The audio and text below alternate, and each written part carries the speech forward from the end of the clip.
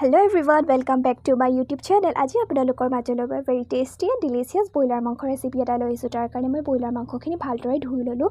আদা নহৰু পেষ্টৰ লগতে হালধি গুড়ি, নিমখ, জলকীয়া গুড়ি, গৰম মছলা, জিৰা পাউডাৰ, ধনিয়া পাউডাৰ মাংসখিনি ভালদৰে সানি এখন প্লেটেৰে কভাৰ কৰি 15 মিনিট ৰাখি দিলোঁ। ইয়াৰ পাছতে এখন কেৰাহীত মই মচমচীয়াকৈ মাংসখিনি ভাজি ল'লোঁ। মাংসখিনি ভজালৈকে মই আলু কেইপিচো বইল হ'বলৈ দিলোঁ। এখন কেৰাহী পাতিলোঁ আৰু মই 3টা ডাঙৰ সাইজৰ পিয়াজ মিহি মিহিকৈ কাটিলোঁ আৰু ৰঙচুৱা হ'বলৈ দিলোঁ। আদা নহৰু পেষ্টৰ লগতে দিল খুলি যিমান মছলা আছিল সকলোবিলাক মছলা এড কৰি দিলোঁ। তাত অকণ পানী দি এইখিনি অকণমান গ্ৰেভি টাইপ হ'বলৈ দিলোঁ। ইয়াৰ পাছতে ভাজি থোৱা মই মাংস কেইপিচো তাত দি দিলোঁ।